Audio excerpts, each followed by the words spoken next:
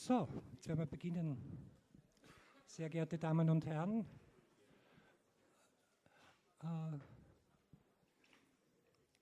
mein Name ist Robert Mittermeier. Ich bin einer der Sprecherinnen der Plattform Zukunft Psychiatrie und in dieser Funktion darf ich Sie alle ganz, ganz herzlich begrüßen zu dieser heutigen Veranstaltung der Plattform Zukunft Psychiatrie. Bevor wir beginnen, werde ich Ihnen noch ein bisschen etwas erzählen über die Plattform und über das, was wir tun und was unsere Beweggründe sind. Und dann starten wir schon mit dem Programm. Noch ein Hinweis, sollte es nachher bei der Übersetzung des Vortrags von Will Hall Probleme geben mit dem Dolmetsch, mit dem Gerät, dass Sie zum Beispiel die Übersetzung vom Englischen ins Deutsche nicht hören, dann gehen Sie bitte noch einmal dorthin zum Herrn Musil. Er wird Ihnen dann einen anderen Empfänger geben. Es kann sein, dass der ein oder andere am falschen Kanal eingestellt ist. Also falls irgendetwas nicht klappt mit der Übersetzung, gehen Sie einfach zum Herrn Musil, er wird Ihnen einen neuen Empfänger in die Hand drücken. Okay, ja, herzlich willkommen noch einmal zu dieser Veranstaltung. Ein paar Worte zur Plattform Zukunft Psychiatrie. Die Plattform Zukunft Psychiatrie ist eine Initiative, die entstanden ist vor mittlerweile fast 2 Jahren von Organisationen, die in Wien beschäftigt sind mit der Unterstützung, Betreuung, Begleitung von Menschen mit psychischen Erkrankungen. Und Hintergrund dieser Plattform war eine Sorge um die Qualität der psychiatrischen Versorgung in dieser Stadt, wo wir alle den Eindruck hatten, die sollte verbessert werden, die ist verbesserungsbedürftig und wir müssen uns gemeinsam dafür einsetzen, diese psychosoziale Versorgung in der Stadt zu verbessern. Und wir haben uns dann in einem sehr intensiven Diskussionsprozess über viele Monate hinweg mit dieser Thematik beschäftigt und auseinandergesetzt und ein sehr ausführliches Positionspapier formuliert, das Sie auch auf der Homepage der Plattform Zukunft Psychiatrie nachlesen können. Und mittlerweile ist es so, dass 33 Organisationen Mitglied dieser Plattform sind. Das ist wirklich unglaublich. Also wir sind sehr beeindruckt davon, wie groß das Echo ist auf die Gründung dieser Plattform. Dass Sie alle heute hier sind, ist auch ein Beweis dafür, dass es hier einen großen Diskussionsbedarf gibt, was diese Fragen betreffen. Diese 33 Organisationen kommen aus allen möglichen Bereichen. Das sind Organisationen, die in der Flüchtlingshilfe tätig sind, in der Wohnungslosenhilfe tätig sind, in der Behindertenhilfe tätig sind. Das sind Organisationen von Erfahrungsexpertinnen, Interessensvertretungen von den Erfahrungsexpertinnen und auch eine Interessensvertretung von Fachärztinnen. Das heißt, es ist ein sehr, sehr bunter Zusammenschluss.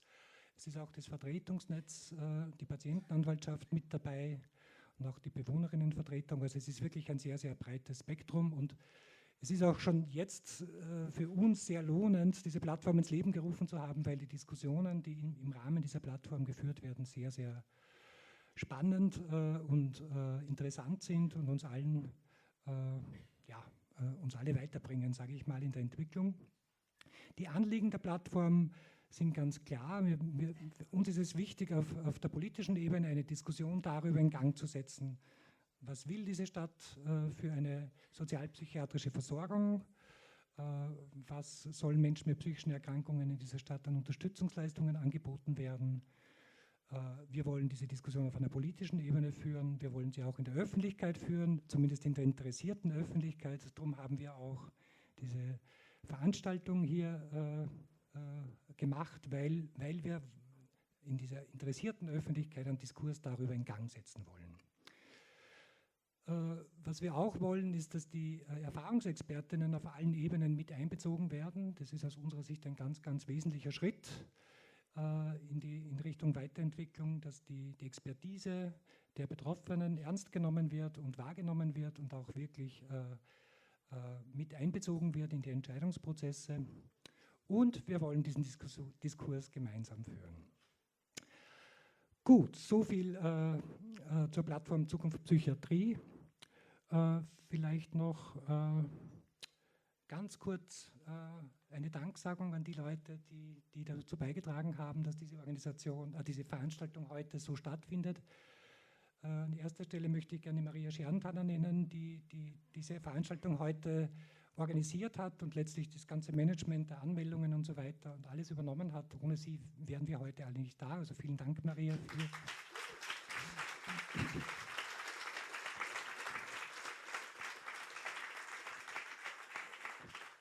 Dann möchte ich mich bedanken bei der Nadine Weiß von Empowerment. Sie hat die Vorlagen für die Werbung auf Social Media bereitgestellt. Ich möchte mich bei allen Personen bedanken, die in der Arbeitsgruppe Öffentlichkeitsarbeit der Plattform Zukunft Psychiatrie diese Veranstaltung mitorganisiert haben. Bei Paula Ried vom Neunerhaus, sie hat Übersetzungen für uns gemacht, für den Will Hall, für unseren Referenten. Und bei Gabi Gallo und Thomas Musil, die diese Veranstaltung heute simultan übersetzen. Ihr kriegt auf jeden Fall einen Applaus, jetzt schon vorab.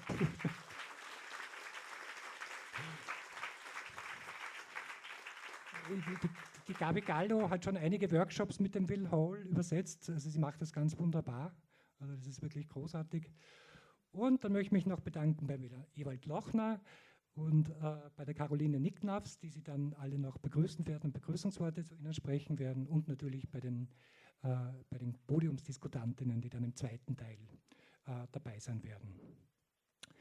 Natürlich auch noch bedanke ich mich bei den Leuten vom Hilfswerk. Das ist immer ganz toll, in diesen Räumlichkeiten kann man hier sehr unkompliziert Veranstaltungen machen. Das ist immer ein sehr guter Rahmen, wie wir finden. Und natürlich an Sie alle, dass Sie heute so zahlreich hier erschienen sind, trotz dieses Sauwetters.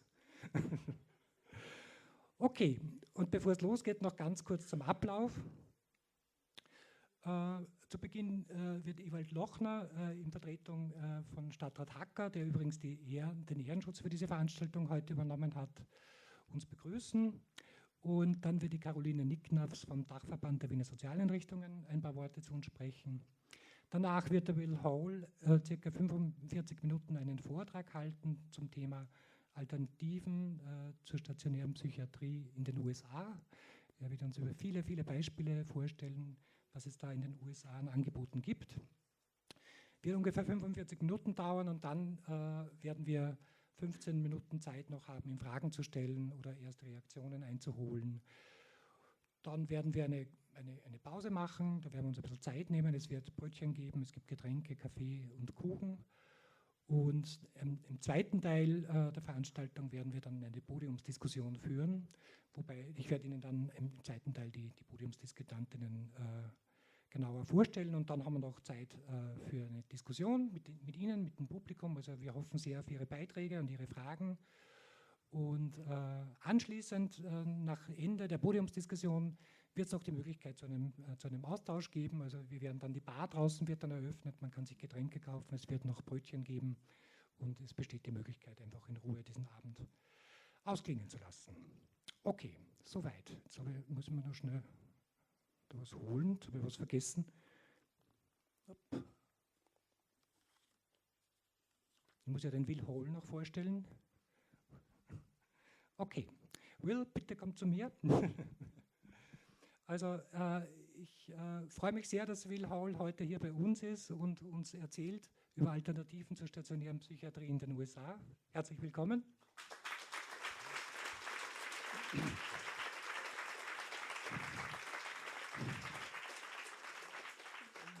Der Will Hall ist ein Erfahrungsexperte und er ist ein Psychotherapeut und er ist seit vielen Jahren ein Aktivist der Bewegung von Psychiatrieüberlebenden in den USA, so bezeichnet ihr euch, also so bezeichnet ihr euch selbst.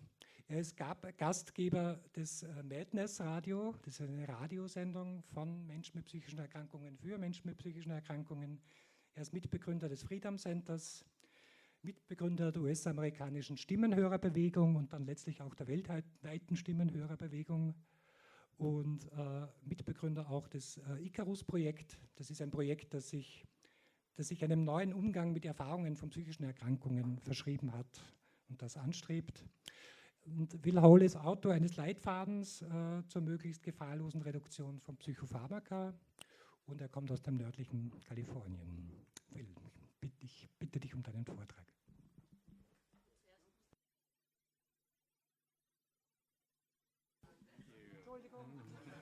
Entschuldigung, ich bin ein bisschen nervös. Okay.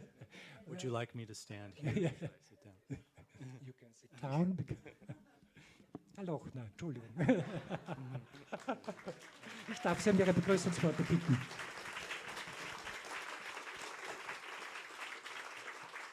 Ich habe das schon verstanden, also der Hinweis, ich soll nicht zu lange reden. Also ich nehme das gerne auf. Erstens einmal darf ich Ihnen ganz herzlich die Grußworte von unserem Gesundheits- und Sozialstadtrat Peter Hacker ausrichten. Dem ist es leider terminlich nicht möglich, heute hier zu sein. Deswegen hat er mich gebeten, das für ihn zu übernehmen. Ich finde, ich möchte gerne was aufnehmen, was dazu vorgefallen ist, nämlich wohin möchte die Stadt oder wohin wollen wir in unserer Stadt hier mit der Versorgung von Menschen mit psychischen Erkrankungen.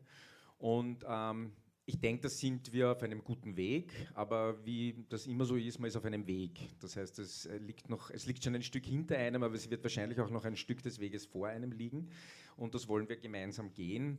Wir haben 2016 in unserer Stadt, und zwar auf dem in dem Fall höchsten politischen Gremium, das ist der Wiener Landtag, beschlossen, dass wir eine bestimmte Form, und in dem Fall ist es ausschließlich um die Behandlung von Menschen mit psychischen Erkrankungen gegangen, nämlich den sogenannten psychiatrischen, psychosomatischen Versorgungsplan.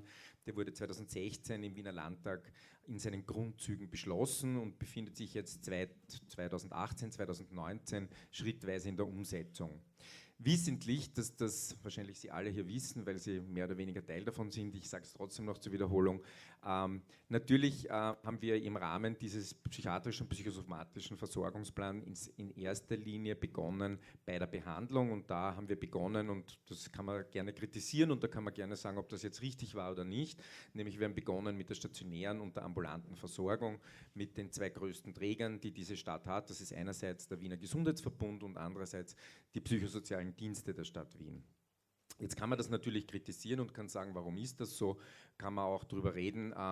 Fakt ist, ich neige da immer ein bisschen dazu zu sagen, über die Dinge, wie sie passiert sind, sind sie passiert. Und ich glaube auch, dass das in dem Fall auch in der Replik richtig war, denn man muss erstens irgendwo anfangen und zweitens fängt man meistens wo an, wo halt irgendwie der Hut am allermeisten brennt. Und zu dem Zeitpunkt, wo wir uns damit auseinandergesetzt haben, war das sicher in diesem Bereich. Ich denke, da sind jetzt mittlerweile schon ein paar Verbesserungen eingetreten. Und dann kam, und deswegen muss man das immer dazu sagen, warum dauert das alles so lang? Ja, erstens sind wir in Wien und wir Wiener sind nicht unbedingt die Schnellsten oder nicht alle Wiener sind unbedingt die Schnellsten. Meine Kolleginnen und Kollegen vom BSD werden das wahrscheinlich anders sehen von mir, wenn ich das sage. Aber das ist der eine Punkt. Der andere Punkt ist, dazwischen war so von 2020, ich weiß nicht, ob Sie sich erinnern können, da war sowas ein bisschen, was uns da alle sehr beschäftigt hat. Also so 2 Jahre sicher, wenn nicht 3 Jahre, wo wir Pandemie dazu sagen. Und wir leiden halt jetzt immer noch unter den Nachwirkungen von dieser Pandemie. Letztlich, und das ist aber jetzt das Entscheidende, ist es wirklich wunderschön zu sehen, dass es so viele Interessierte gibt, die irgendwie hier heute an der Veranstaltung teilnehmen. Ich möchte mich explizit auch bei den Veranstaltern bedanken dafür und auch bei der Plattform Zukunft Psychiatrie.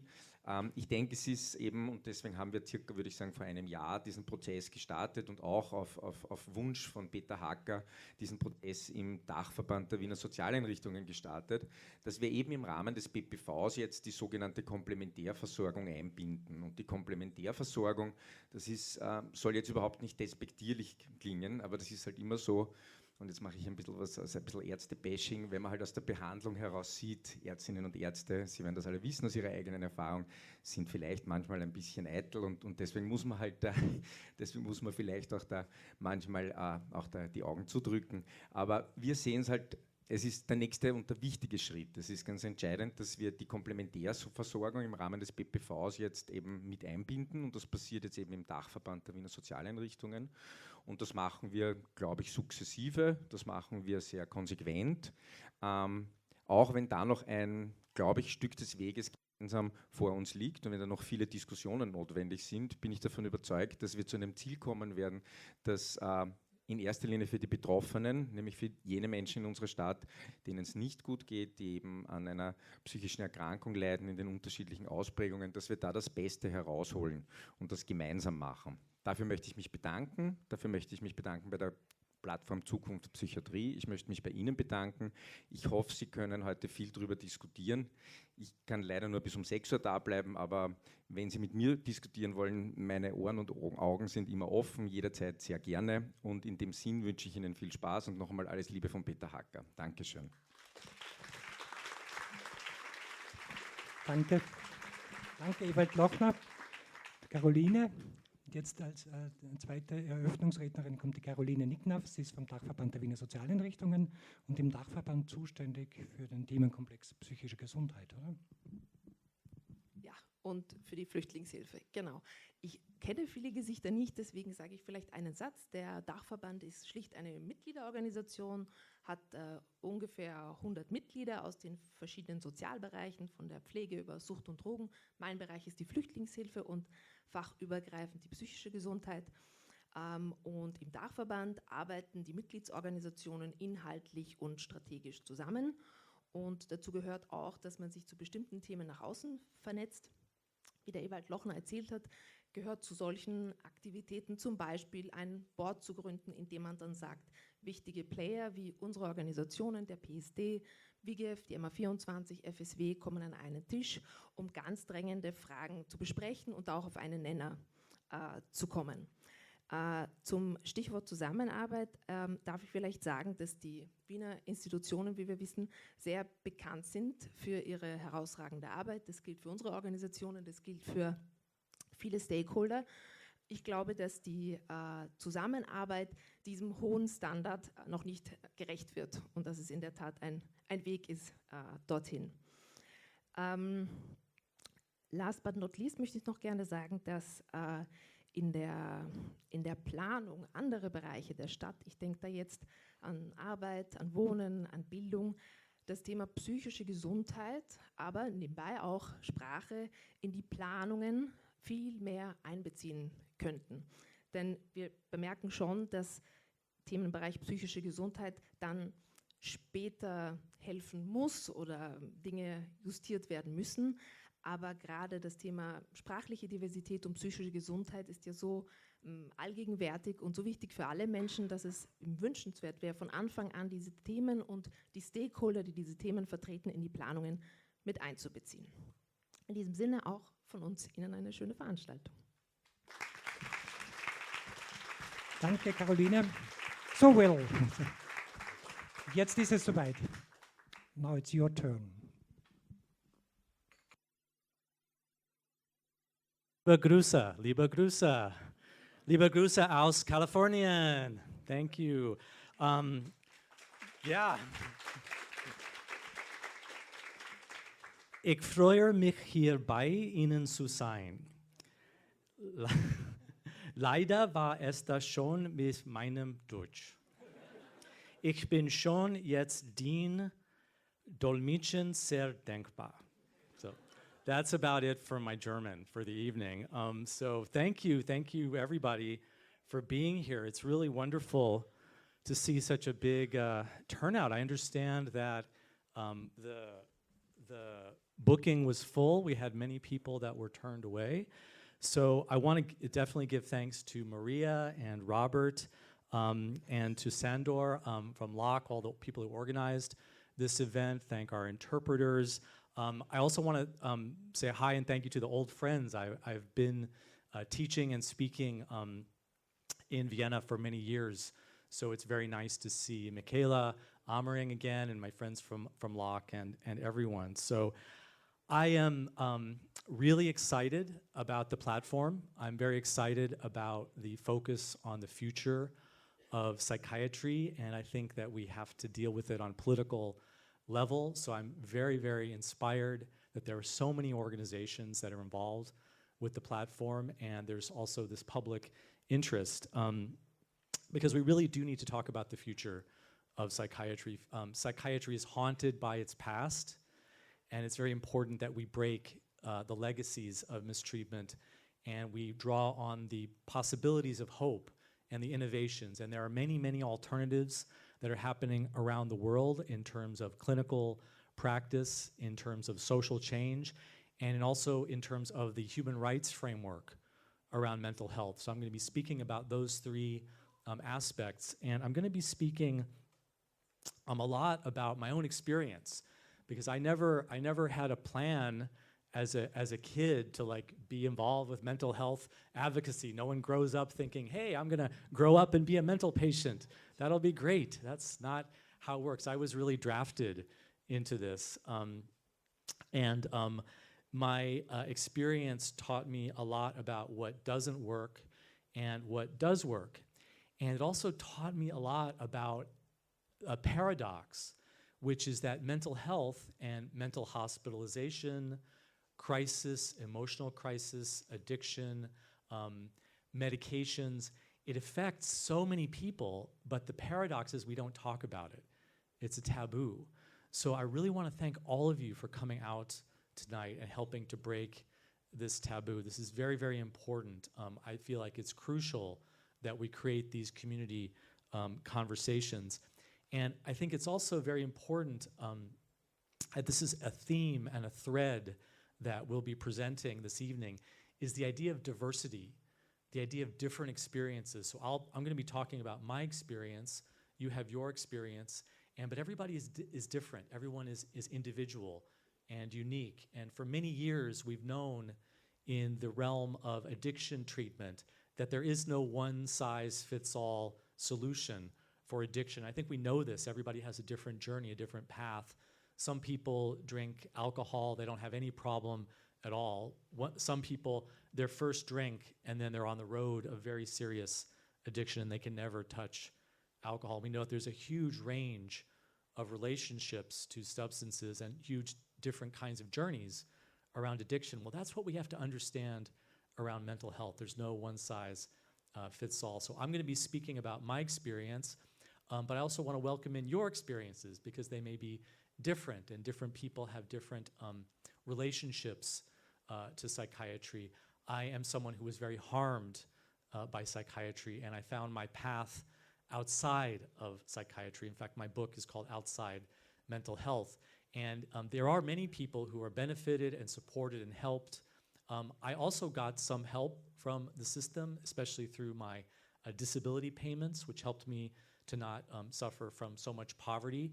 In the US, the disability payments, they keep you in poverty, but you're not quite down as bad as you could be in poverty. So I'm grateful for a lot of the support of the system. But those are my experiences. Different people have different experiences. So I want to welcome all the diversity in the room, and I want to welcome all of the different roles, the different relationships. I'm someone who has been a patient in psychiatry. I know that there are people in the room. I'm not going to ask for names, people to raise their hands or anything, but there are people in the room who are also have been patients or are patients in psychiatry. There are family members.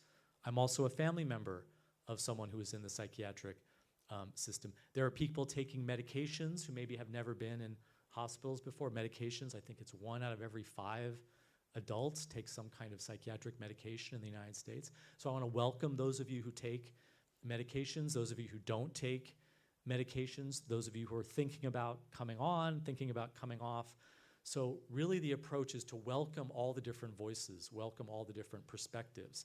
So I want to welcome all the different roles that we have here today. And like I said, my experience was being drafted into the psychiatric system, and I really wish that there had been community conversations before I had gone into the system. I really wish that there had been some kind of space and opening, that the things that were going on in my family weren't so much a taboo.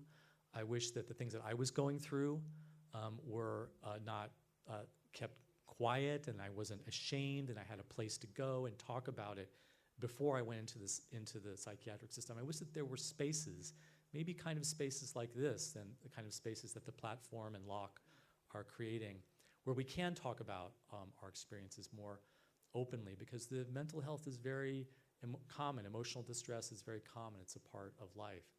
So in that spirit, I don't know how you say comfort zone in German. How do you say? Comfort zone. Comfort zone. Comfort zone. Okay. I know some more German. I learned some more German today. I encourage you to take one step out of your comfort zone this evening, but don't take a big jump out of your comfort zone. It's good to open up, but you also want to make sure that you're doing it in the right way. And so what I want to do is I want to encourage you in a moment. We're just going to take a few minutes and turn to someone next, not right in the second, but turn to someone nearby, maybe who you don't know. Introduce yourself.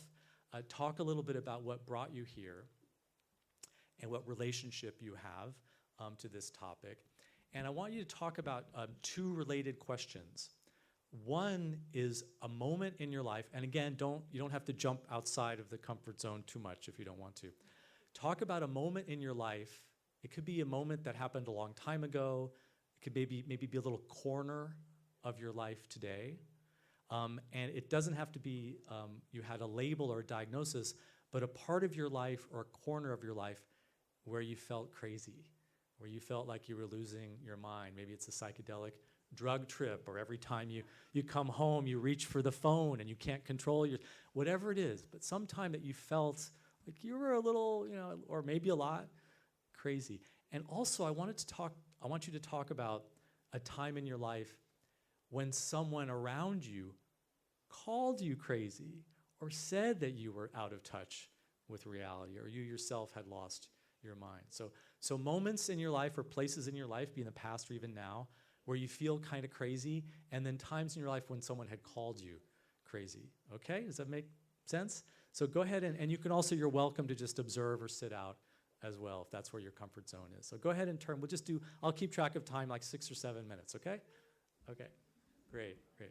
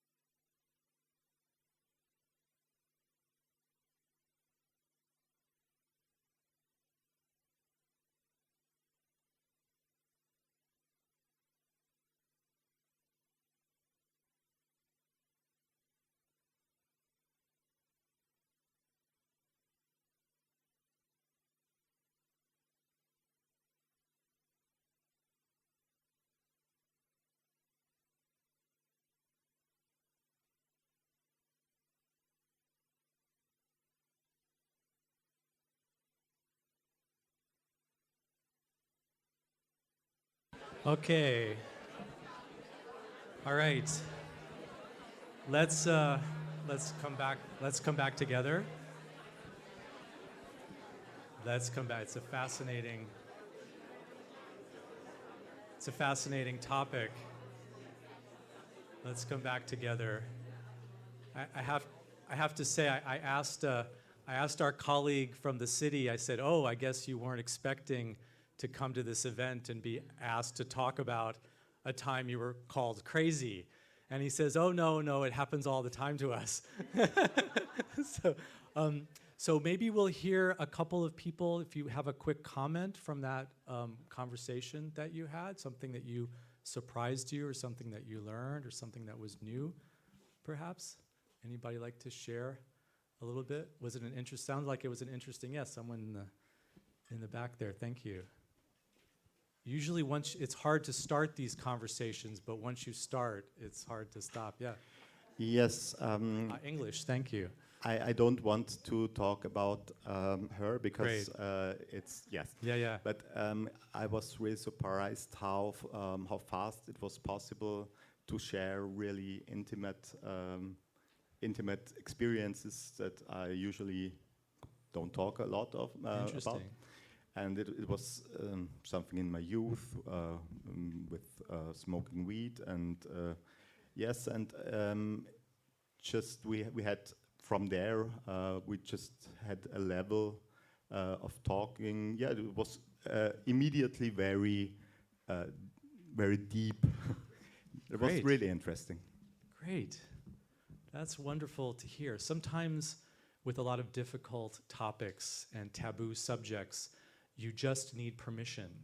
And then once you have a space, the thing that you were afraid to talk about maybe gets a little bit less scary, which is true of fear in general. We tend to move away from fear, but if we take a step forward towards it, it maybe is not as big as we thought. So anybody else, just a quick comment, quick thought? Anybody want to share? Did anybody notice that you, when discussing, well, let me say it this way. How many people experienced that you were called crazy in the context of a relationship where you were called crazy by your partner? How many people? Oh, come on. Yeah, everybody. Yeah. So it's a very interesting thing to talk about, the experience of being called crazy or called, oh, that's not true, or that's not in reality, or you've lost your mind. It's often a power struggle. It's often a power differential. It's a way of denying another person the validity of being an equal. And that's the danger that we struggle with around mental health diagnoses, is that we can very quickly make the person less than human.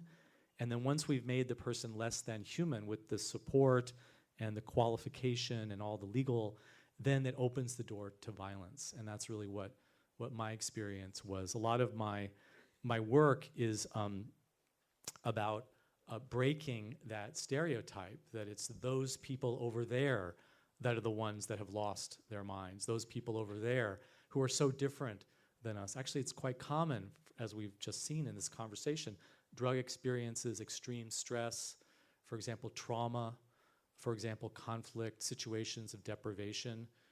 Under those circumstances, those social circumstances, we can be pressured into a state of losing our mind. Also, there can be maybe more positive experiences when we may be lost, or when maybe we had a religious experience, or maybe a drug trip was a positive experience, or maybe we contacted some altered reality in our spirituality or our meditation or our prayer that was positive for us. So, but these are a lot more common than we discuss. And also the experience of being disqualified and denied your humanity because of some losing touch with reality is also much more common. And so what I want you to do is think about the idea of diversity, that everybody has a different experience and everybody deserves to be listened to discover what their experience is. And also think about the fact that these experiences are much more common than we recognize. They're actually something that's part of a shared quality of being human, is the experience of being pushed to that limit. And it's a moment in your life. I didn't ask you to talk about you are crazy. I talked about a moment in your life or a corner in your life now where that you feel that, you experience that, or a moment when you recall that. Because in addition to diversity, I also want you to really think about the idea of seeing individuals as a snapshot in time. That when someone is going through a mental health crisis, it's one chapter in their story. It's not who they are. It doesn't represent a trait. It's not a deficit or some quality that can't be erased of that person, because we're all human. We're all human. We just get into these difficult circumstances. And so for me, if you had seen me 15 years ago, 20 years ago, you would not recognize me as I am today. I would not be able to speak in front of a group. In fact, one of the symptoms of my psychosis, I was diagnosed with schizophrenia, but one of the symptoms was being in a room full of people and believing that everybody was staring at me. It's kind of true, actually, a little reality testing there. So the person that I was then was very, very, very different. I was much more withdrawn. I had what are called the negative symptoms of schizophrenia, so I didn't talk, I wouldn't make eye contact. In fact, I was diagnosed with a kind of schizophrenia called schizoaffective disorder, which means that you meet the clinical criteria for schizophrenia, and you also meet the clinical criteria for bipolar disorder. So it's kind of like winning the jackpot lottery for psychiatry. And the experience of going through that was extremely difficult. It was a very different time of my life. I remember at the worst of it, I had lost my job.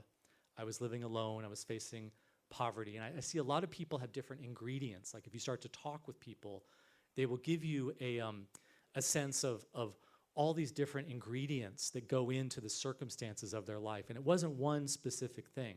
For me, I had poverty, I was isolated, I had lost all my connections. Professionally, I was working for a nonprofit, an NGO. I lost that job. I wasn't sleeping well. My nutrition was terrible. There was a lot of trauma in my past that started to come up that I hadn't dealt with. I wasn't talking about my emotions. In fact, I didn't even really know what an emotion was to be able to talk about. I grew up in a family where both of my parents are very severe trauma survivors. My father is a torture survivor. My mother was orphaned as a girl and was very severe sexual abuse survivor. So I don't blame my parents, and I love my parents because they have their circumstances and their families, and it all goes all the way back, right? But I grew up in a family where emotions were not really discussed. We didn't really know how to deal or respond to our emotions. And so when I started to really go down with all these different ingredients, I had no tools. I had no way of really dealing with what I was going through. And at the worst of it, I was hearing very aggressive voices telling me to kill myself. I believe that the devil was speaking to me through a postcard and through calls that I would get on the phone. I was so afraid of the flatmates, the people that I lived with, that I didn't want to be around them. I would go in and out of the apartment through the window. And then I would wander the streets of San Francisco, and I would see people, and I would believe that I was having some kind of telepathic or thinking connection with them. And so I was in a really very dark place. I was in a very, I met the criteria for what we call psychosis. So I was in a very extreme altered state of consciousness. And I put quotation marks around that word psychosis because I want us to think very deeply about the assumptions. Because what I was going through was about the story, it was about the circumstances that led up to that moment. And that moment was a snapshot in time. It wasn't really who I was at essence, you see. So at the worst of it, I was at the Golden Gate Bridge, very popular destination when you're in extreme states and are suicidal. I picked up pieces of plastic and I would hold them to the ongoing traffic because I had a message that I wanted to share with the world. Kind of like I have a message I want to share with the world right now, actually, related kind of thing. But I was very, very disconnected from. And so the therapist that I was seeing at the time, because I was under mental health care, told me to go to the clinic to get a medication adjustment. This was what was offered to me. It was new medications. And so I went to the clinic, had an appointment. You don't just walk into the clinic. You go, you buzz the intercom, and you tell them that you have an appointment, and then they buzz the door, and you walk in, and the door locks behind you. I had no idea this had happened to my father. Of course, it happened to other people, but I had never talked about it. It was a taboo. I had no idea. So I went in, and they asked me all these questions. They kept saying, the doctor will see you, the doctor will see you. There wasn't really any interest in me. There was no connection. There was no warmth. It was really more about assessments and observation. And finally, they told me that they were not letting me leave the clinic. And I said, I'm no longer suicidal. I want to go to work.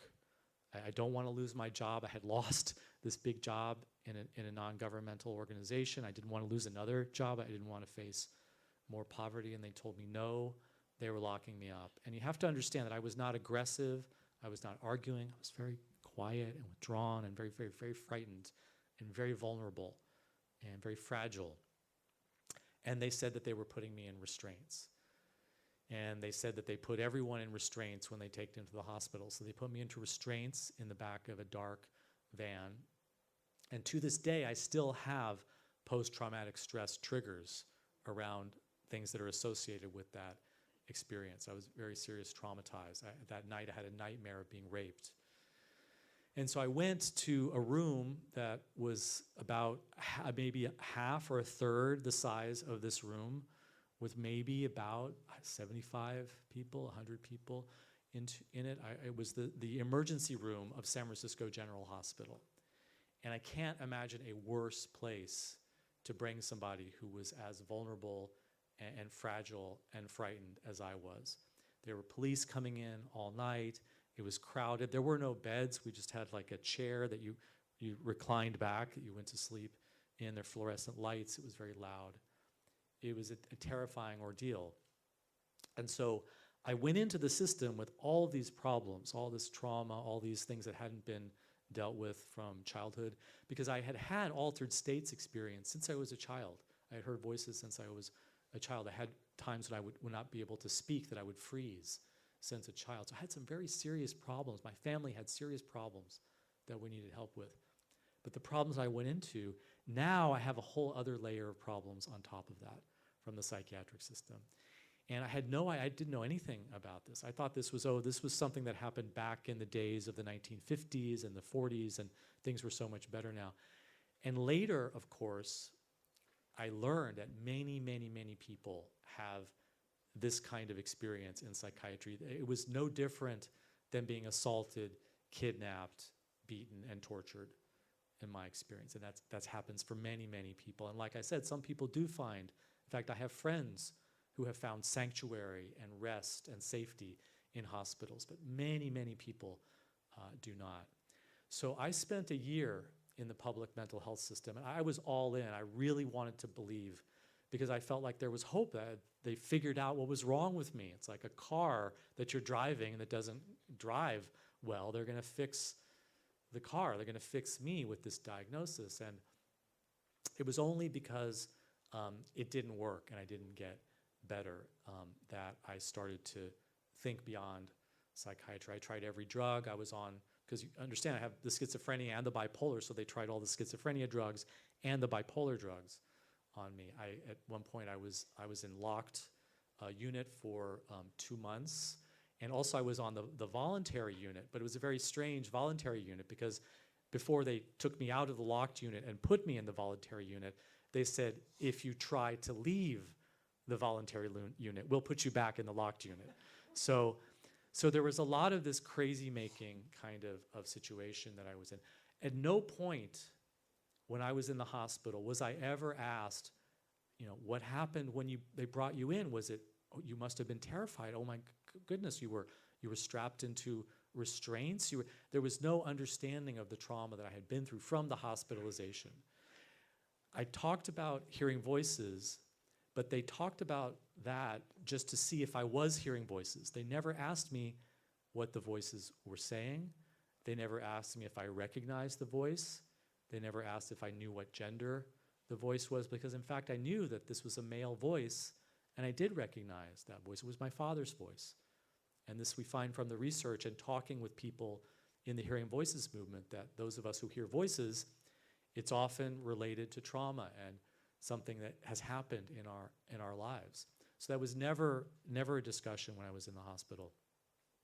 And there was an interest in the fact that there were people in my family that had a history of mental health conditions, but there was no interest that my family had a history of sexual abuse or my family had a history of trauma. So there was a point. Now, I was at UC, University of California, San Francisco, Langley Porter Psychiatric Institute, which is kind of famous because the philosopher Gregory Bateson, people may recognize him, he actually did his research there. So I kind of thought of it as a research trip in my better moments. I was sort of doing what Gregory Bateson couldn't do because I was doing it as a participant. And the moment came after they had tested me, all the state-of-the-art, it's a well-resourced, well-funded clinic, right, inpatient unit, hospital ward. And the moment came, and there were the two residents there and the senior testing psychiatrist, and they said, okay, Mr. Hall, we've done all these tests on you because I'd done like the Minnesota multiphasic personality. People are nodding, they've done this. So one way we had to like take a number 2 pencils, like school, you had to like fill in the bubbles, and I would like make patterns with the bubbles, and I would make notes in the margins about how the questions didn't make sense. And so I took all these tests, and I took the Rorschach ink blot. People know. I didn't know. I thought this was something from movies from the 20s, but they still do the Rorschach, and they would put this ink blot. You know, it's like they show you a blot of ink, and you're sort of supposed to say what you see, and they would show me, and I would say, that looks like a vampire bunny rabbit. That looks like a vampire bunny rabbit. That looks like a vampire bunny rabbit, because they all look like vampire bunny rabbits. They're taking notes on it. So obviously I failed every test that they gave me, because when they finally said, okay, we've done all these tests on you, and we've reached a conclusion that you have a thought disorder. A thought disorder is a very interesting catch-22, because if you have a thought disorder, that means you can't trust your own thoughts. And how are you supposed to understand that you have a thought disorder if you can't trust your own thoughts? So you have a thought disorder. It's called schizoaffective disorder. It's a kind of schizophrenia. There's no cure. The best that you can do is manage your symptoms with medications. And we're going to work really hard to find the right medications for you. We recommend, they actually said this, we recommend that you no longer have stressful job like working for an NGO or giving talks like this or anything. You need to change your life. Now, in that moment, the claim that was being made was that we discovered something about you. We found your essence. We found a defect in you, a trait, an attribute, something about you. Not we're looking at a snapshot in your life. Do you understand the difference? It's a very, very different kind of framing. So think about it for a moment. Someone comes into, people here do work with people who don't have homes, who are maybe living rough or moving from place to place or living in their cars. Imagine if everybody who came in for homeless services and we said, oh, you have a problem because of who you are. You have domicile deficit disorder. That's your problem. And we wouldn't see the person as a snapshot in time. Or in the domestic violence services. I know I've done work with domestic violence and intimate partner violence and gender-based violence work, and there's shelters. And of course, when someone comes in, they may be struggling with a relationship, maybe they go back to the same relationship, but you see the person as a snapshot in time. You don't see them as having a trait, that this is why something is wrong with them or broken with their brain, or they have a genetic deficiency that leads them to go back into these violence situations. Although in psychiatry there was a push in, I think it was the 90s, to have a diagnosis called masochistic personality disorder that would primarily be used to diagnose women and primarily be used to diagnose women in domestic violence situations. There was pushback against that. That did not happen. These diagnoses that come in are very political. They vote on the diagnosis. So when I was given that diagnosis of schizoaffective disorder, schizophrenia, a thought disorder, no cure, lifelong, take medications, they weren't discovering something inside of me. They were putting their interpretation on me. And it really was like they were casting a spell. were casting a spell on me. Because you have to understand, doctors are very powerful. I mentioned taboos before. Doctors have this very elevated status in all societies. There's always the person who's designated the healer. They wear the special robes. They have certain freedoms. They can see you naked. They can touch your body. They can cut your body. And they preside over life and death. They handle dead bodies. So doctors have an extremely powerful psychic, unconscious, psychological impact. And so when these team of 3 doctors were telling me this, it really was like casting a spell. And that's what I really have done to be able to get off of disability, off of medications, and move on with my life, is to break that spell. And I really think that that's one of the main things that we have to do. Because I can start talking about alternatives, and I will start talking about alternatives in a minute. And one of the key things about alternatives is that the alternatives that work see people as snapshots in time with the expectation that they can get better. The expectation that the possibility of getting better is there. Because guess what? That's what the research says. They've done research on people like me. They've done research on people with schizophrenia diagnosis who get off medication. They've done research on people that get off of disability. There are very few people that get off disability for schizophrenia. They've done research. Guess what they found in terms of the research and the research that we're doing at Maastricht University? What we found is that you cannot predict who is going to stay in that circumstance, that snapshot, and who moves on. Just like you can't predict who's going to have long-term. Now you can do some kind of statistical analysis. You can say, well, if they have a history of homelessness, maybe they're more likely to stay. But actually people turn around, they surprise you. Anybody who does human service work knows that everyone has the potential to surprise you. If you start recognizing diversity and recognizing that everyone has absolutely everyone has the potential, then you absolutely must morally offer them pathways out. As soon as you start saying there's no way out, you're going to be homeless for the rest of your life, you're just going to go back to that another partner who beat you. You're going to stay on medications the rest of your life. Then you're creating that expectation. And it becomes a self-fulfilling prophecy. Do you say that in German? Self-fulfilling.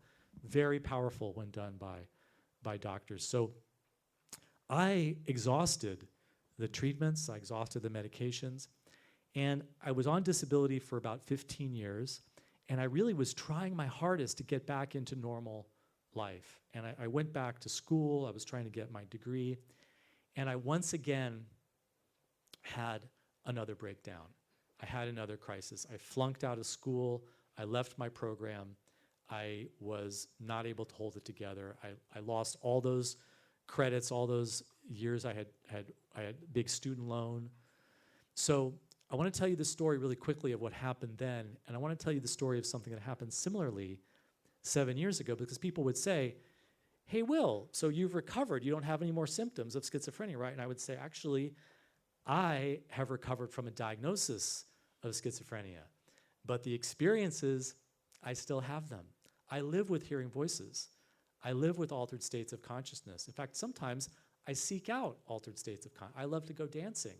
And when that moment when I'm dancing and I lose myself in the group and the dance, that is an altered state of consciousness that I really feel is positive and I enjoy. And I also go through very dark states of altered states of consciousness that very withdrawn. And so I still am struggling with what would be called symptoms of psychosis. And in fact, I also still struggle with suicidal feelings. And I'm not going to end my life. I'm committed to being here. So if you do read somewhere, you hear that Will Hall killed himself, he committed suicide. It wasn't me. It was the CIA making it look like suicide. Is that paranoid? It's not what I'm paranoid. I'm not paranoid. Okay, right. People know what I'm talking about. Okay. So even paranoia, there's been some research that having some paranoia and some of these mental health issues can be an asset in certain situations in life. That actually leadership sometimes takes a little bit of paranoia. So I live with these experiences, and I didn't recover from them. That's not how I recovered from the diagnosis. And I want to tell a couple of quick stories about this. So when I crashed out of my school program, I was going through a lot of stress. I had some conflicts in my life. I wasn't sleeping very well. And I started to hear aggressive voices again, and there was this horrible school shooting that happened, the Columbine school shooting, and I started to believe that I was connected with the Columbine shooting, that I was responsible. And this was 1999. People may remember there was a very famous film that came out in 1999, The Matrix. People know what The Matrix, okay, so The Matrix. If you don't want to be diagnosed with psychosis, don't go watch The Matrix over and over and over. Because that's what I did, because that was me on the screen. I was Neo, I was the savior, I was the Messiah, but I was the dark Neo. I was the failed Messiah. And one of the signs that the apocalypse was happening was this shooting at Columbine High School. So I crashed out really bad, and I ended up back in a mental health residence. I lost my school, I lost my friends, I moved out of the place that I lived, I lost my community, I lost my home. So fast forward 7 years later, because as we know, when we do work around domestic violence or homelessness, it's not just a quick fix. The medical framework tries to fix the broken leg quickly, but people need, that's another quality of the alternatives, ongoing relationships, long-term support. So 7 years later, I was off of disability. I was hired to do a training in Arizona. And again, there was another shooting, this time in Aurora, Columbia. Why is it they always happen in the US? But Aurora, Colorado, and it was around this film, Batman, The Dark Knight. You may have heard about this. And again, I felt connected with this shooting. It's horrible. And I felt very, very overwhelmed and very stressed out. And I remember I had a dream at night, and the next day I saw an image of the dream on the side of a bus. And so I called and talked to a friend of mine, and I tried to deal with my sleep issues. And I was very out of it and very stressed out, and I was late to get to the plane to go to this training. And I rushed onto the plane with all this happening to me. I sat down, and the person next to me was wearing a Batman t-shirt. So I'm having all these connections. I'm seeing all these different messages in the world that I'm living in. And then I landed on the plane. I went to get a cab, and there was all this commotion over my head. It was twilight. It was getting dark, and there were bats flying around. And so you can imagine, I'm having psychotic symptoms, right? I'm having an altered state of consciousness. The universe is this magic. But I didn't go into crisis. I was able to just go through it and deal with it and continue with my work and my training. So same experiences, altered states, but a different response. I learned how to respond to those experiences differently, yeah? And the difference was, in the first experience with the Matrix, I immediately got more isolated. I didn't reach out to my friends. And I'm telling myself, I'm having a relapse from schizophrenia, this terrible thing that I have no control over. I'm in this magical universe that's meaningless. And then the second experience with the Batman, I was having these psychotic symptoms, but I reached out to other people. I had been in touch with and connected with the patient survivor movement. That was the difference. I was not isolated. I was connected. I had people to talk to. When I saw the image on the bus, I had someone to call. I talked to them. I said, hey, I'm not sleeping. They helped me get some sleep. And instead of being in a magical universe with messages all around me and being terrified, I was in a magical universe with messages all around me. It was kind of interesting. I had managed to not have a fear response to the experience. So people say to me well, Will, okay, you challenge the theory that it's a chemical imbalance, and you challenge the theory that it's genetic. And so are you saying that mental illness doesn't exist? Well, no, of course not. People do suffer. They do suffer. They absolutely suffer, and they suffer from altered states. But so much of what we suffer from is the response to the altered states. Now, I want to give you an example of this because anybody can experience psychosis. In fact, anyone in this room can experience psychosis. In fact, I offer a workshop where you too can learn how to experience hearing voices. I'm going to be offering it. It's an 8-day workshop. You can't leave the workshop, and you can't sleep while you're in the workshop. And I guarantee you that you will hear voices at the end of the workshop. Now, I have to say, that is a joke. I'm not actually offering that. Because people have come up to me and said, hey, Will, I want to learn how to hear voices. I don't think you want to learn how to hear voices. If you're not hearing voices, that You don't want to get started. But it's a common experience to hear voices. Most people who hear voices have a positive experience. They hear voices when of someone has died, or they're in the wilderness and they're alone. Sometimes they hear a distressing voice, but it's under stress, like sleep deprivation, and they know that it's about stress. They get some sleep in there. So hearing voices is normal. In fact, everything we call psychosis is normal.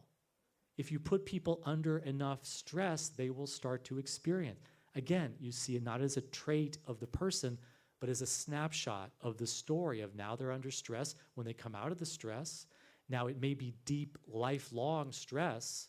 I think that the best definition that I know for schizophrenia is fear. People are just terrified. In fact, they're so terrified, they don't even know what they're terrified of. That's how scary what terrified them is. So everybody can experience psychosis. In fact, there are evolutionary biologists who are saying, wait a second, if psychosis is a defect, if it's a sign of a broken brain or some kind of genetic abnormality, why has it persisted in the species? From evolutionary standpoint, why hasn't it been selected out because of advantage and the selection that happens in the evolutionary process? Well, because it has some meaning. It has some meaning. There's a reason that it's there. It's a response to stress. It's an adaptation to stress. Maybe you go into an altered state because all the resources that are here are missing, so you have no resources, so you go for some kind of far-out altered experience. Also, it's important to recognize that for a lot of people, altered states can be a breakthrough into some kind of spiritual awakening and spiritual opening, and this is absolutely not talked about in psychiatry. But historically, if you go around the world and you look at different cultures, indigenous cultures, traditional cultures, people don't traditionally become healers or spirit healers or shamans by deciding, oh, that's interesting, I think I'm going to study that and go to the books or go to the shaman school. That's not how people become shamans or spirit healers. How they become shamans or spirit healers is they themselves have a crisis. And the crisis looks like a psychosis because it is a psychosis. Sometimes it's an addiction even, or sometimes it's a tragedy like being attacked by a wild animal or being hit by lightning. So these breakdowns can actually be transformative breakthroughs potentially for some people. Again, we can't predict. So what do you do with all this diversity that you don't know what the outcome is? You open the door to all the different possibilities. You don't just cast a spell that creates a self-fulfilling prophecy that says you are sick and will be this for the rest of your life. You say, well, that's one interpretation. Maybe that's useful to you to think of yourself this way, but would you rather be called a schizophrenic, or would you rather be called a shaman in training? I mean, one of them is interesting to talk about at a party, and another one is going to not make you friends at a party, right? So my experience was that now when I have altered states of consciousness, I have connection. I have people that I can talk to. I have empowerment. I have a sense of meaning. I have choices about my response. That's what's different. It's not that I somehow stopped having, because we medicate people to get rid of these altered states rather than helping them learn how to deal with the altered states. You see, and medication can be a tool. I'm not anti-medication at all, but that's not how we think of medications. Antipsychotic medications, forget it, they're not antipsychotics. They're also used in wildlife management. They're used in zoos. They're used in veterinary contexts to tranquilize animals. They're tranquilizers. Everybody in this room, if you're given an antipsychotic, you're going to get tranquilized. You're given enough, you're going to get pretty numbed out. And you're given enough, it'll kill you eventually. But these are tranquilizers.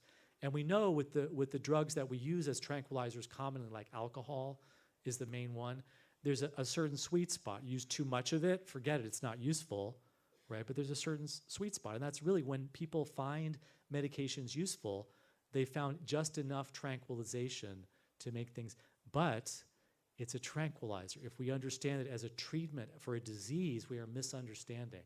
Same is true of lithium. Anybody in this room, given lithium, you're going to be tranquilized. So when I talk about medications, we talk about a harm reduction approach. The reason I don't take medications is they didn't work for me. And also I started to learn informed consent, which I wasn't given in the hospital. I started to learn some of the dangers and risks. I wasn't able to read after I had taken antipsychotics. That's a pretty serious adverse effect, not being able to read.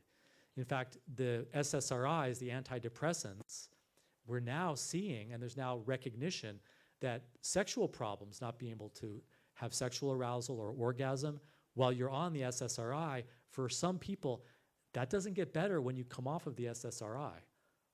That's a pretty serious, important part of people's lives, unless we say, well, those people are kind of not human, so reading is not so important, or having a sexuality is not so. No, we're all human. So these adverse effects, we've been minimizing them. We've been minimizing them partly because we've been exaggerating the seriousness of psychosis, whereas for me, it's a harm reduction equation. I get to choose if I want to live with suicidal feelings. I get to choose if I want to live with anxiety or altered states or how. So everybody has to navigate these things by themselves. Everyone has to find their own way. So when we talk about alternatives, that is the essence of the alternative approaches, and there are many around the world. And this is one of the reasons that I think the platform is so exciting and important, and the thing about the future of psychiatry. Peers are essential, other people with lived experience, the connection that I was able to make. Because would you rather talk to somebody who's read a book about what you've been through, or would you rather talk to somebody who's been through what you've been through, right? So there's the peer movement is a big part of the possibility for alternatives in the world. There are peer respites. If I had had an alternative to go to, instead of going to that scary place, San Francisco General Hospital, if I had a place to go that was a safe, home-like environment, there are peer sanctuaries that are getting set up. There was Soteria House, which was a house in San Jose, California, where they brought people having their first episode of what's called a psychotic break, young people mostly, and they just stayed with them. They didn't use so much medication. They just gave them a reassuring, safe place. They had an expectation that they would come through it. And many of them did, most of them did. Again, not to be anti-medication, but to see that we need these alternatives. Suicidal feelings, the vast majority of people who have suicidal feelings do not go on to end their lives. They don't. Suicide is very rare statistically, and suicidal feelings are very common statistically. So now there are suicide support groups where it's not about immediately assessing the person and then putting them in a locked ward, but it's like, well, what is that led up to those suicidal feelings? For me, when I have suicidal feelings, it's a messenger of some kind of conflict in my life. Something needs to be paid attention to. And in fact, often altered states or suicidal feelings are like this. There's this loud noise in your house. It's loud noise. It's really bothering you. It's really hard to deal with it. So you take a blanket and you find where the noise is coming from. And you take a blanket and you cover over the loud noise, right? And then you're okay. Well, what if the loud noise is a smoke detector and it's an alarm going off to tell you that there's a fire somewhere? You want to see the pain or the difficulty of an altered state like suicidal feelings as pointing to the message that you need to address. So that's how I approach it. So the Hearing Voices movement, I'm very honored to be one of the founders of the Hearing Voices Network USA. These are groups where people come together. Some people who've never been in the hospital, never been on medication, but people have voice hearing experiences. We have altered states experiences. And we don't go to the group to be told what to do. It's not told, well, you're a shaman, you need to stop taking medication. No, nothing like that. It's a sharing space where people do experience, but again, diversity, different. So that the doors are open. There's a menu of possibilities. There are options that people have.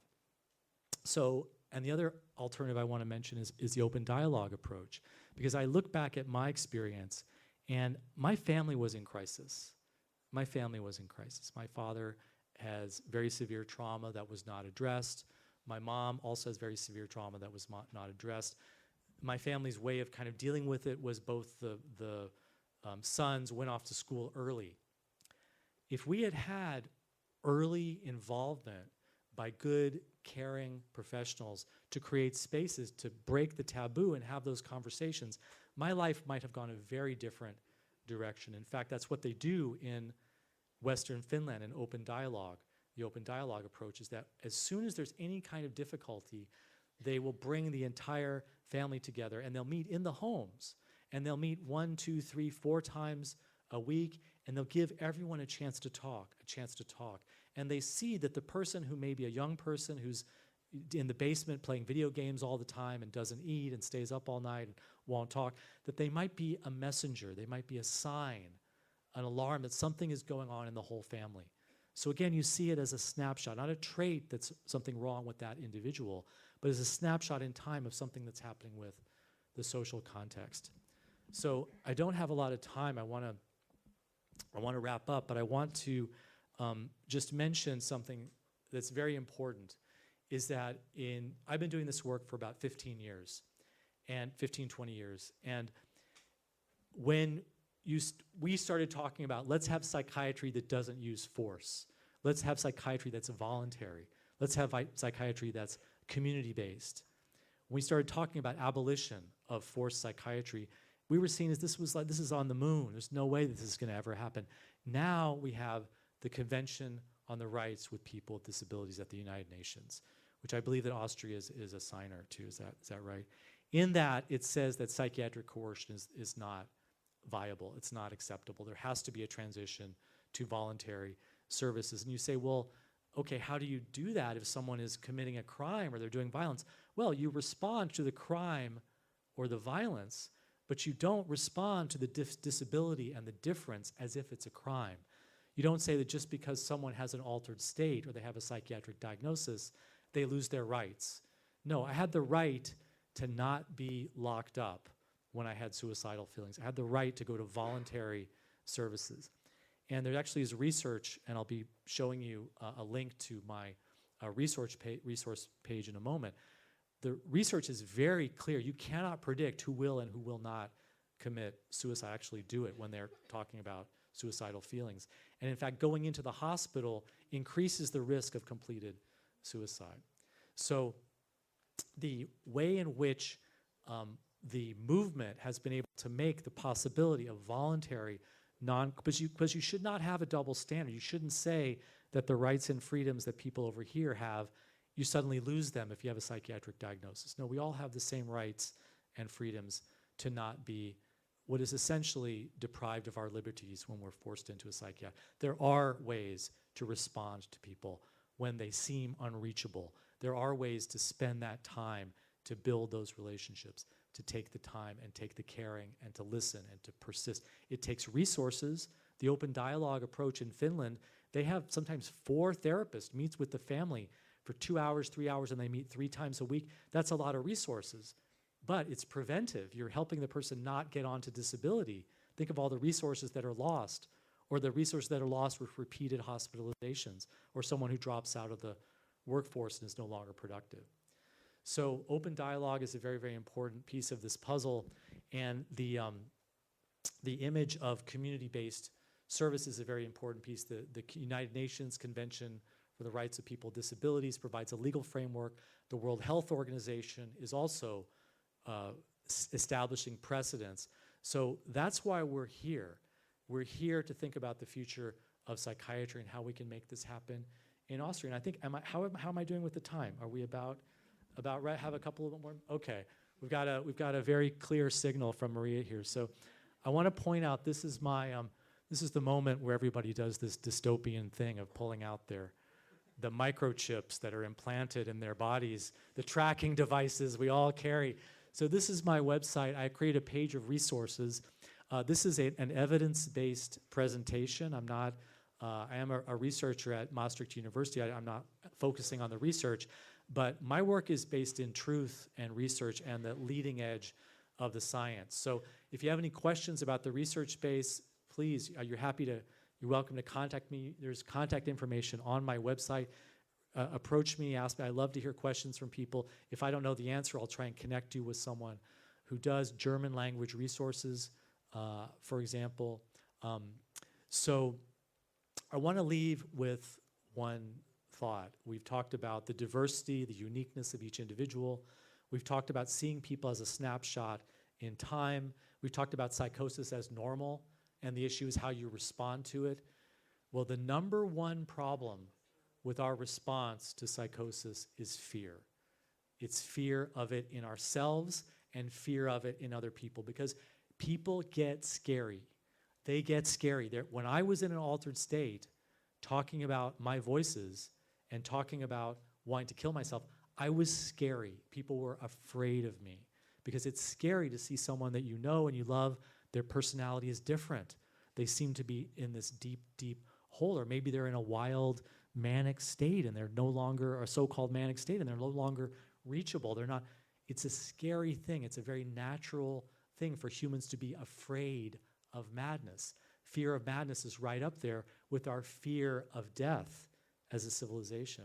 So if there's one additional thing I want to leave you with, is that I think as a society and as individuals, this is one of the reasons I encourage you to talk about moments when you felt a little crazy. We need to start working with our fear, because that is what gets in the way. Every alternative that I've mentioned and the ones that are being developed is about letting go of the fear and moving towards the experience, showing the person that you have faith in them, that you have hope, that you have acceptance. When someone says they're hearing voices, you don't shrink in fear. You say, oh, I hear voices too. What do yours say? How do you deal with it? Here's how I deal with it in my life. Being able to make those conversations happen and show people that the surround, the society around them is not afraid, and helps them to understand they don't have to be afraid of themselves. Psychiatric diagnosis too often just breeds fear and isolation. It separates us out of the community. It creates this class of others. In fact, the word schizophrenia is a terrifying word. Notice when psychosis and schizophrenia come into your awareness. Often it's the context of violence. People with schizophrenia diagnosis and psychosis are not more violent. That is a stereotype and a myth. And often it's in pop culture where it's serial killers and murderers. So we have a very, very serious problem with stereotypes. So notice when that fear is coming up. When I work with clinicians around dealing with suicidal feelings, we talk a little bit about the research, but mostly we talk about how to overcome the fear when you're around someone, the sense of helplessness. How do I help someone? I don't know how to do it. I'm afraid. I'm afraid of losing control. I'm afraid I don't know how to help.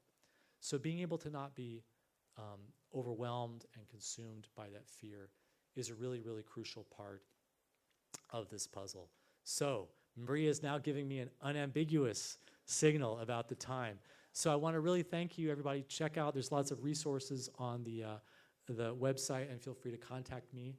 And thank you for your time. I really appreciate it. Thank you.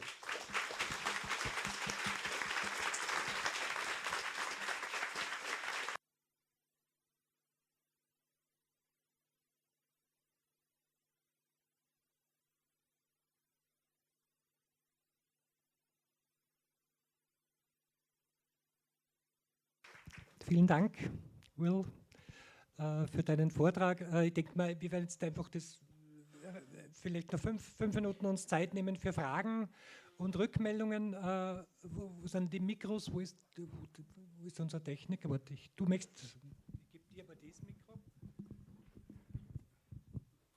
Check, check. Oh yeah, it's working. Well, Will, thank you very much for everything you've said, and also for sharing this intimate experience. I think that especially Vienna, Austria needs to hear more of that. Sadly, a part of the city already left early, but we'll make sure they catch up, I promise.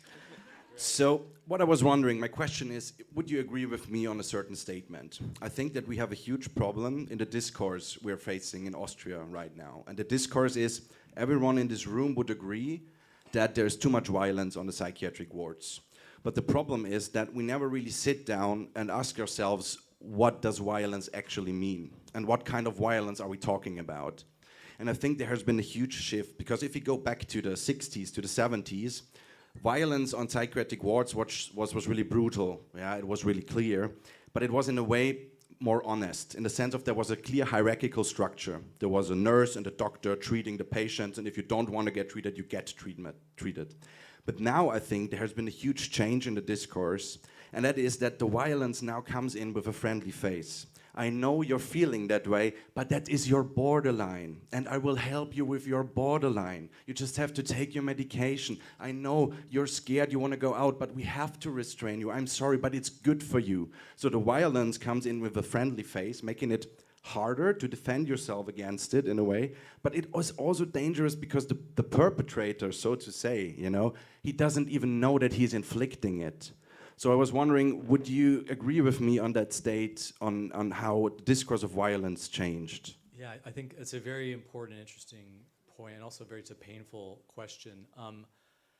You know, all of the protections that came in for psychiatric patients, the legal protections, having a hearing, having informed consent, having to agree to treatment, all these kinds of things, all of that was a result of the psychiatric survivor movement activism. It wasn't a result of some kind of research that was done. In fact, we know that psychiatry has a long history of normalizing violence in the name of care. And so we have to focus on the political activism aspect. Do people understand what insulin shock coma treatment was? Insulin coma treatment? They would inject patients with insulin and cause them to go into a dangerous coma, life-threatening coma, because this created such a shock in the system, and they believed that this was treating schizophrenia. Now, of course, there's no validity at all, but it was widely accepted. It was also disputed. There was disagreement in the research. And so we look back at this barbaric era of psychiatry and we think, oh, the research, no, it was a political move. They stopped using insulin coma because antipsychotic medication came in. That's why. People may also remember that until the early 80s, being gay, being LGBTQ, was considered a mental illness.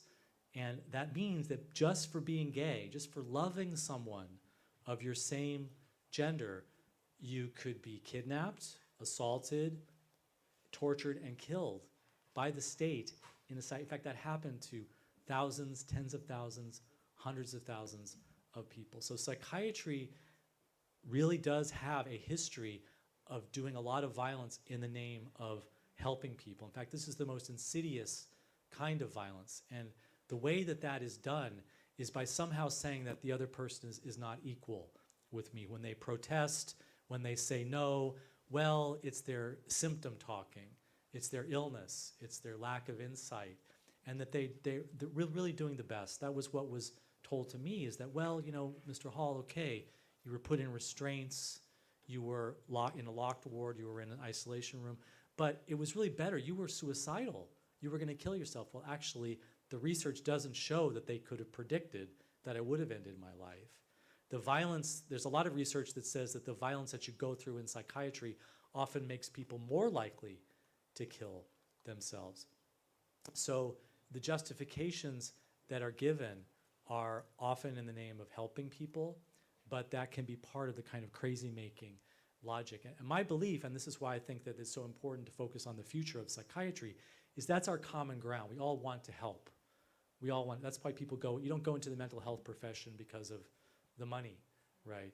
But we have to recognize that there's this dangerous, dangerous legacy, and that the change in being gay, being considered a mental disorder, did not happen because psychiatrists were researching being gay and saying, well, you know, actually gay people are normal.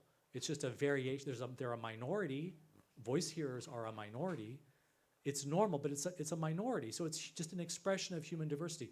That wasn't what happened. The psychiatric researchers weren't what made that change happen. The psychiatric research is not what got being gay out of the list, the DSM list of psychiatric disorders. You know what made being gay no longer considered a psychiatric disorder? The gay liberation movement, Stonewall Rebellion, activism. And so that's what we're doing in the patient survivor movement, is we're creating an activist movement to push this, because it's the only way that it's happening. It's not coming from inside of psychiatry. And all the alternatives are also being pushed by the psychiatric survivor movement. So unfortunately, there are still extreme cruelties, but in a way, the asylum, the hospitals kind of spread to society, because now we have people who are over-medicated but living in the community. And antipsychotic medication shrinks brains. I mean, alcohol is also a dangerous drug. These are drugs, but antipsychotic medication, to the point of someone loses their motivation, it inhibits the frontal lobe, the higher reward and risk-seeking learning process, because to make learning happen, you have to take risks. You have to be motivated, and that's what medications do. So many people are being, I believe it's a systematic normalized violence that happens in the community for many people with medications. So great question. Thank you. Okay, möchte noch jemand etwas? Bitte. Thank you so much for your contribution and for sharing your experience and your expertise. Thank you. It's really helpful because I think, just to mention short, two aspects I experienced myself. It's about a society dealing with the other. Mm-hmm. And the other, I have experience of being the other. I grew up after the war in Austria, and there were very strict labeling of how and what a woman should represent. Yeah, so I was called not being normal by my own mother, gaslighted by my own mother, and this is an experience. So what is the normal that is accepted in a society? Sometimes this framework is very narrow. Labeling happens very fast. And there is a tendency, I've noticed, I've been in the teaching profession, that some people tend to like to feel superior above others. So when somebody has a diagnosis, whatsoever, I'm better than the other. Yeah, and our society forces that. All these games are competitive games. This is one aspect, and now I'm losing the thread. Those are wonderful points, thank you. Yeah, and then how much does it cost? How much financial resources are there? Because it's the cheapest way to lock somebody up, to lock, as you said, who pays for psychiatrists for one family? So how willing is a society to pay for people who are dropping out of the working process in a highly capitalist society? If you drop out of the working process, you are stigmatized, you are unemployed, you are a loser, you are I don't know what. Yeah, this is what I want to share. Thanks for listening. Thank you, yeah, I mean, very good point. Thank you for